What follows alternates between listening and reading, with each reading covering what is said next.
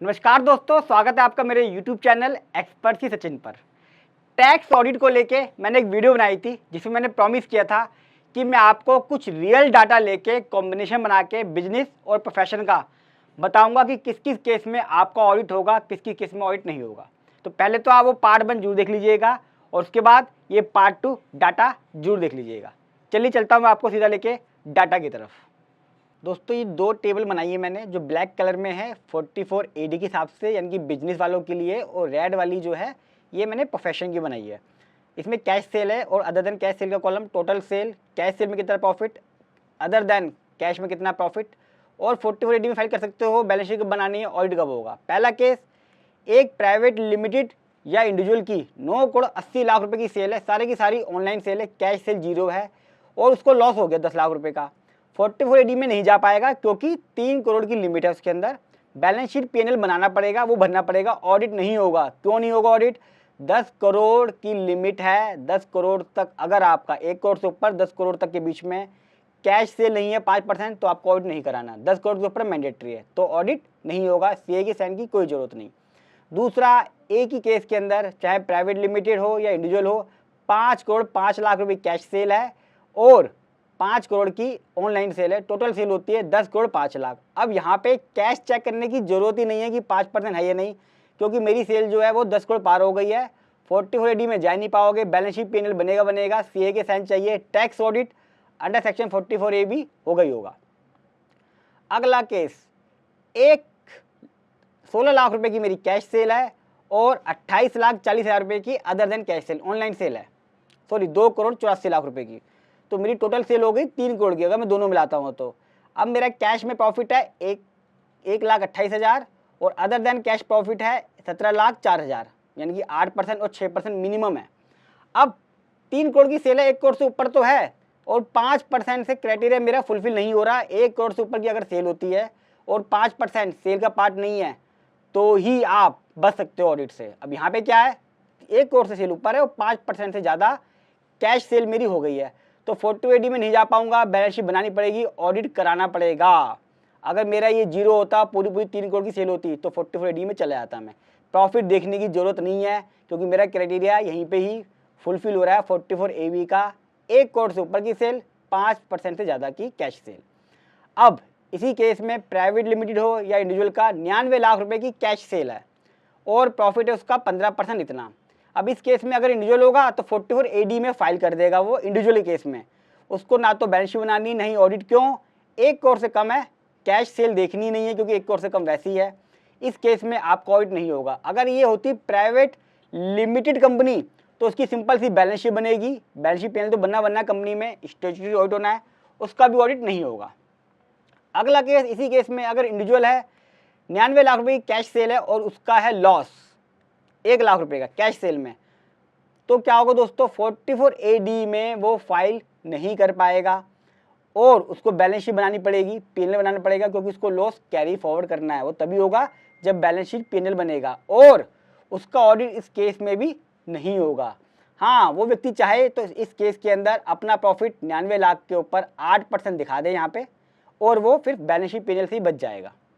अगला पॉइंट, एक इंडिविजुअल है, उसकी 75 लाख रुपए की कैश सेल है, 75 लाख रुपए की ऑनलाइन सेल है, टोटल सेल होगी 1.5 करोड़ की, प्रॉफिट ये रहा 8% 6%। अब वो 44 AD में फाइल कर सकता है, यस, क्योंकि मिनिमम 8% 6% दिखा रहा है। ना उसको बैलेंस शीट PNL बनाना है, ना ही उसको ऑडिट होगा। क्यों? यहाँ पे वो 1.5 करोड़ की जब सेल करता है तो भले ही उसका 5% से ऊपर कैश सेल हो जाती है, 1 करोड़ से ऊपर है लेकिन कैश सेल भी 5% है, तब भी उसको ऑडिट नहीं होगा क्योंकि वो 44 AD में फाइल कर रहा है और मिनिमम तो दिखा ही रहा है, तो यहाँ पे भी ऑडिट नहीं होगा। बहुत ही क्रूशियल एग्जांपल है वाला। इसी केस में सेम लेता हूँ, 75 लाख रुपए की कैश सेल है, 75 लाख रुपए की ऑनलाइन सेल है, 1.5 करोड़ की सेल है और जो प्रॉफिट है वो लोअर है, लो प्रॉफिट है। अब इस केस में क्या होगा, 44 AD में जा नहीं पाएगा क्योंकि मिनिमम 6% और 8% दिखाना होता है। बैलेंस शीट PNL बनाना पड़ेगा क्योंकि उसने लोअर दिखाया है और ऑडिट होगा। ऑडिट क्यों होगा? क्योंकि यहाँ पे क्या है, 1 करोड़ से ऊपर है और 5% का क्राइटेरिया फुलफिल नहीं हो रहा है, 5% से ज़्यादा की कैश सेल है, यहाँ पे तो 50% है, तो यहाँ पे CA का ऑडिट होगा। सारे एग्जाम्पल मैंने क्लियर कर लिए हैं बिजनेस वाले में। अब दोस्तों ये डाटा जो मैंने लिया हुआ है, एक और ले लिया है प्रोफेशनल्स के लिए, जो चार्टर्ड अकाउंटेंट्स हैं, एडवोकेट हैं, आईटी प्रोफेशनल्स हो गए, फिल्म स्टार्स हो गए, जो भी 44 AA में आ रहा है। देखिए 5 लाख रुपए की कैश सेल है, 44 लाख रुपए की ऑनलाइन पैसा है, टोटल सेल हुई है, या ग्रॉस रिसिप्ट कह लूँ, क्योंकि प्रोफेशनल में तो ग्रॉस रिसिप्ट ही होता है। अब उसका जो प्रॉफिट आ रहा है वो 24% आ रहा है, यहाँ पे 20% आ रहा है अदर देन कैश वाले में। अब वो 44 ADA में फाइल नहीं कर सकता, क्योंकि 44 ADA में कंडीशन है कि आपको मिनिमम 50% दिखाना पड़ेगा। 44 ADA में और 44 ADA में फ़र्क आ चुका है। पहले 44 ADA में था 6% और 8% से कम होगा तो ऑडिट करना पड़ेगा, वो कंडीशन हट चुकी है। लेकिन 44 ADA में अभी भी वो कंडीशन है कि अगर आप 50% दिखाओ अदरवाइज ऑडिट कराओ। इस केस में 49 लाख का मुझे आधा दिखाना था, मैंने नहीं दिखाया है। अब मुझे बैलेंस शीट P&L बनाना पड़ेगा, और 44 AB में CA ही CA के साइन दूसरे लेके ऑडिट कराएगा। अगला केस 5 लाख रुपए की कैश सेल हुई है या रिसिप्ट, और 71 लाख रुपए की ऑनलाइन रिसिप्ट, टोटल 76 लाख की ग्रॉस रिसिप्ट है प्रोफेशनल की, जिसमें 15% और 16% का प्रॉफिट है अलग अलग। अब इस केस में 44 ADA तो लगेगा ही नहीं, क्यों? 75 लाख तक की लिमिट है दोस्तों। इस केस में बैलेंस शीट बनेगी और CA के साइन मैंडेटरी हो गए हैं प्रोफेशनल केस में। अगला एक और केस 15 लाख रुपए की कैश सेल है, 50 लाख रुपए की other than cash cell online gross receipt, total gross receipt 65 lakh. अब इसमें दोस्तों देखिए मेरा लोअर प्रॉफिट जो है वो 50% से कम है, और मेरा जो ये 5% वाला क्राइटेरिया है ये भी फुलफिल नहीं होता है। इसलिए मेरा यहाँ बुक्स ऑफ अकाउंट भी बनाऊंगा मैं, और साथ में CA का ऑडिट भी कराऊंगा। क्यों? 50 लाख से ऊपर है, और 50 लाख से ऊपर में 5% का क्राइटेरिया देखना है कैश सेल का, वो मेरा यहाँ पे फुलफिल नहीं हो रहा है, यानी कि मेरी कैश सेल ज़्यादा है। एक केस और, एक चार्टर्ड अकाउंटेंट या एडवोकेट की या फिल्म स्टार की 49 लाख रुपए की पूरे साल में ग्रॉस रिसिप्ट है, पूरी कैश में है। यहाँ पर मैंने प्रॉफिट दिखाया है 68%, ये रहा 33,32,000 रुपये। तो 44 ADA में जा सकता हूँ, क्यों? 50 लाख से कम है, कैश का मुझे कोई फर्क पड़ेगा नहीं, क्योंकि 50 लाख के ऊपर ही कैश की लिमिट देखनी है। मुझे बैलेंस शीट P&L नहीं बनाना, ना ही CA का ऑडिट कराना। चलिए चलता हूँ अपने अब डैशबोर्ड की तरफ। आशा करता हूँ आपका पूरा कंसेप्ट क्लियर हो गया होगा, जो मैंने आपको डाटा दिखाया। फिर भी आपका कोई कॉम्बिनेशन है, आप मुझे कमेंट बॉक्स में डाटा लिख दीजिएगा, मैं आपको बता दूंगा कि आपका टैक्स ऑडिट होगा या नहीं होगा। कंप्लीट फैक्ट जरूर लिखिएगा।